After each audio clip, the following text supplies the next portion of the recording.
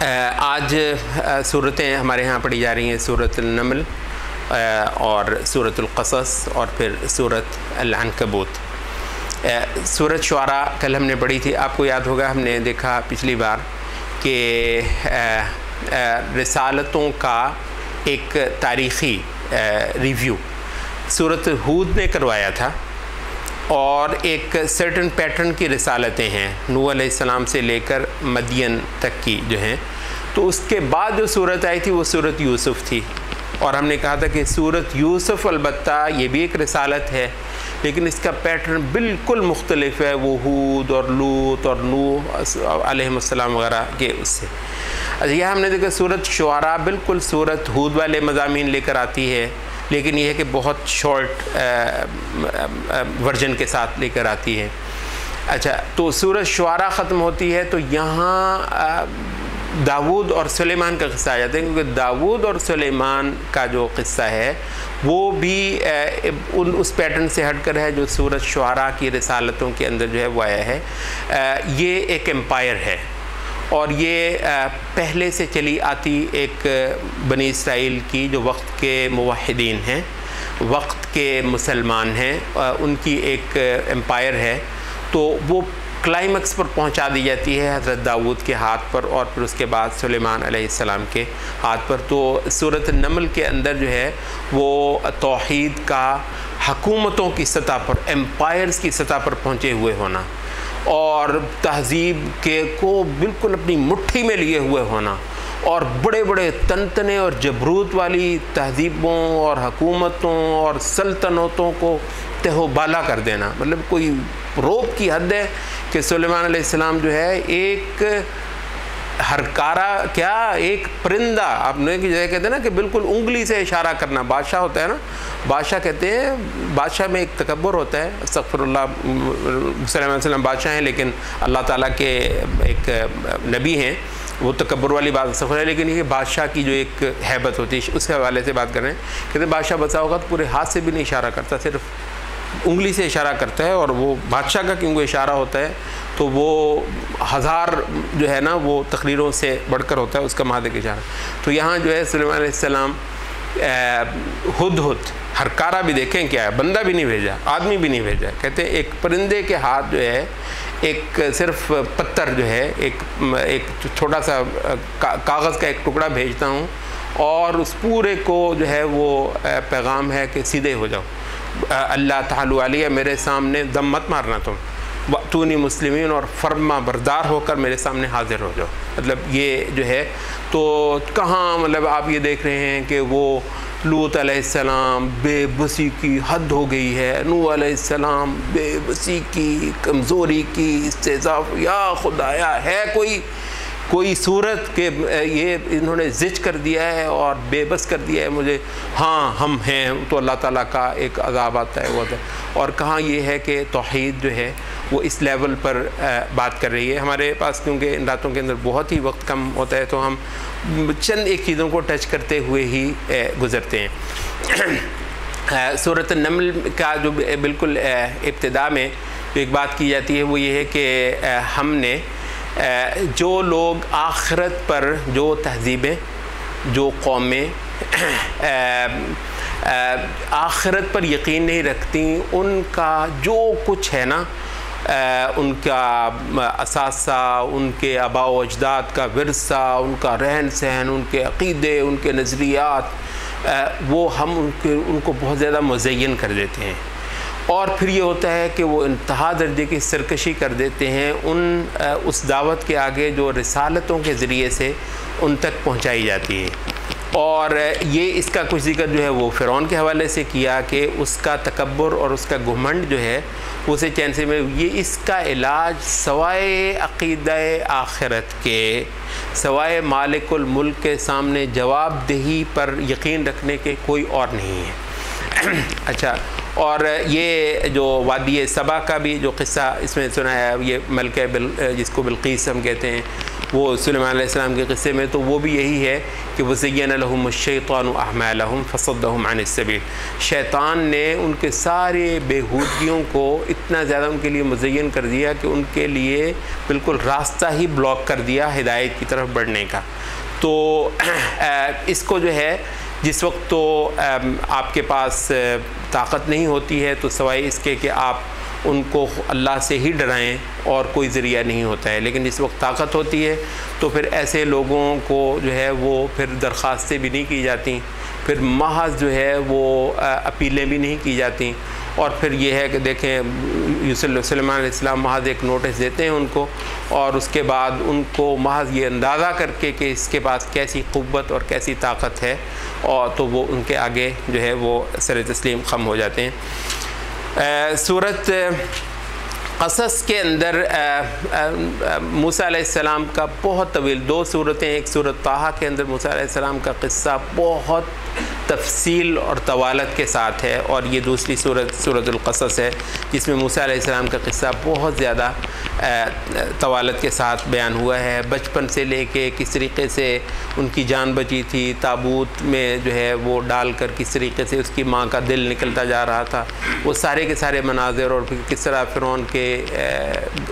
بیوی نے موسیٰ علیہ السلام کو نکالا اور ان کو اپنا بیٹا بنایا، اور پھر کس طریقے سے موسیٰ علیہ السلام کی محلات کے اندر پرورش ہوئی، اور یہ ایک شہزادہ ہے جو جوان ہوتا ہے اور پھر یہ فیصلہ کرتا ہے حق کو کے لیے کھڑا ہونے کا، اور یہ مظلوموں کا ساتھی بن جاتا ہے، حالانکہ اس کے لیے موقع تھا کہ ایک تکا لگ گیا ہے اور ایک قسمت جاگ گئی ہے کہ کہاں غریب کا بچہ، کہاں محلات کے اندر کون پوچھتا ہے اپنی قوم کو، کون پوچھتا ہے مظلوموں کو، تو مطلب آپ بچ گئے، آپ کا ویزا لگ گیا، بھائی بیٹھیں جا کر آپ ادھر، مرتے رہنے دو قوم کو، جو ہوتا ہے بیڑا غرق ہو نہیں۔ مطلب موسیٰ علیہ السلام جو ہیں وہ مظلوم کا ساتھ دینے کا فیصلہ کرتے ہیں، اور وہاں جو ہے وہ ایک مظلوم کا بدلہ لیتے ہوئے، حتیٰ کہ صرف اس کا دفاع ہی کرتے ہوئے وہ بندہ بھی مار بیٹھتے ہیں، حالانکہ بالکل ان انٹینشنل ہے، موسیٰ علیہ السلام قصد کے ساتھ یہ اس کی جان نہیں نکالتے، لیکن موسیٰ علیہ السلام میں قوت بہت، مطلب آپ یہ دیکھتے ہیں ایک منظر موسیٰ علیہ السلام کی قوت کا کہ ہاتھ مکہ ہی مارا ہے اور تو کچھ نہیں کیا ہے، بندے کی جان نکال دی ہے۔ اگلے منظر میں ہم یہ دیکھتے ہیں کہ جہاں پوری ایک انسانوں کی جماعت مل کر وہ پانی نکالتی ہے کنویں سے، مدین میں جا کر اس جنے نے جا کر جو ہے وہ پکڑا اور ان کو نکال کر تو پانی پلا دیا ہے۔ تو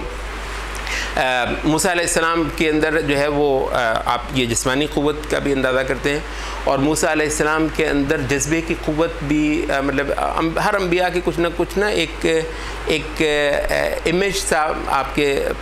پردہ ذہن پر جو ہے نا وہ بنتا ہے۔ تو موسیٰ علیہ السلام بہت جوش والے ایک شخصیت جو ہے نا وہ ہوتی ہے، یہ جوش مطلب آپ کو نظر آتا ہے، حدیث کے اندر آتا ہے کہ ملک الموت جو ہے وہ آپ کی جان قبض کرنا ہے تو تھپڑ دے مارا، یہاں تک کہ اس کی آنکھ جو ہے وہ نکال ڈالی۔ تو اور اس کے علاوہ جب یہ وہ بچڑے کی پوجا کے واپس آئے تو اپنے بھائی کو جو ہے وہ داڑھی سے پکڑا، اور تو مطلب لیکن یہ کہ آپ یہ دیکھ لیجئے کہ ایسے جوش والے نبی کو اللہ تعالیٰ نے امتحان کس کا ڈالا،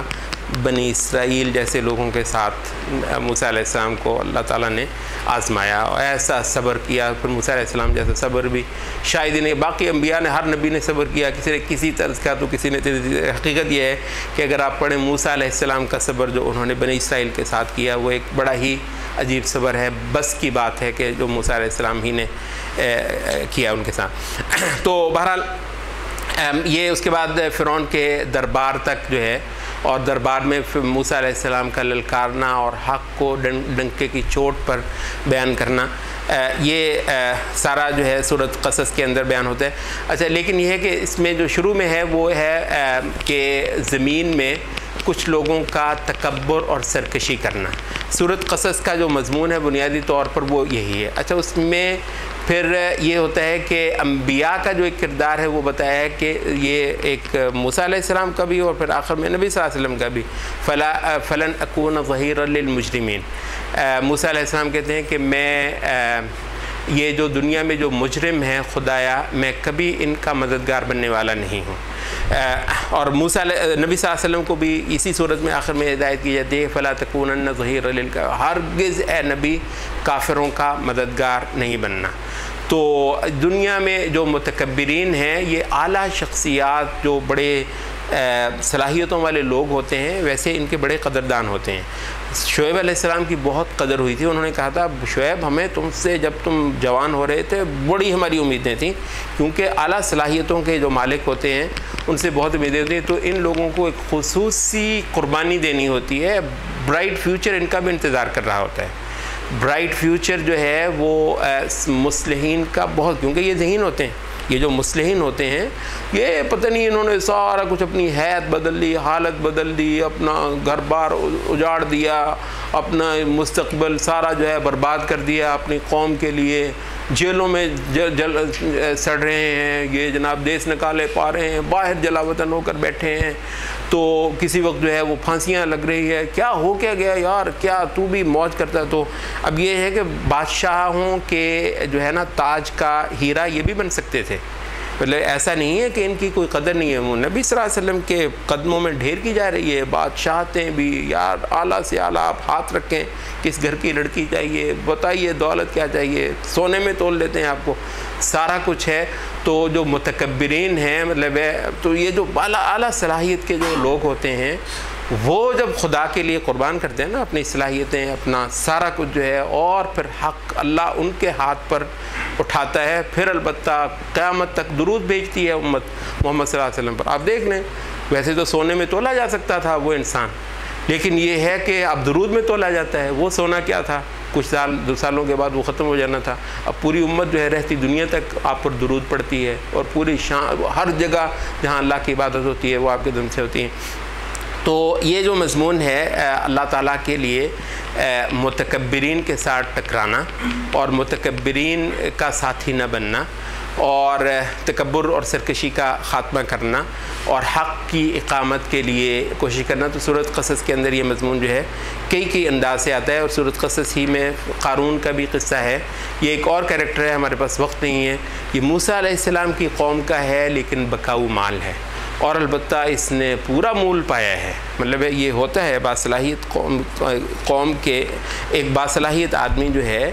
یہ بدترین سے بدترین. جب ہم بھی غلام تھے انگریز جو ہے ہمارے پورے بر صغیر کا خون نچوڑ رہا تھا، کچھ لوگوں کو بڑے مربع ملے تھے. یہ کریکٹر ہے پورا جو قارون کی صورت میں ہمارے لیے جو بیان کیا گیا. اور پھر وہ ایسی زینت، کیونکہ غلام قوم ادھر قوم پر غلامی ہے، غلام قوم کے مورال بالکل گرا ہوا ہوتا ہے، ان کے معیارات بالکل پست ہو چکے ہوتے ہیں. یہ جو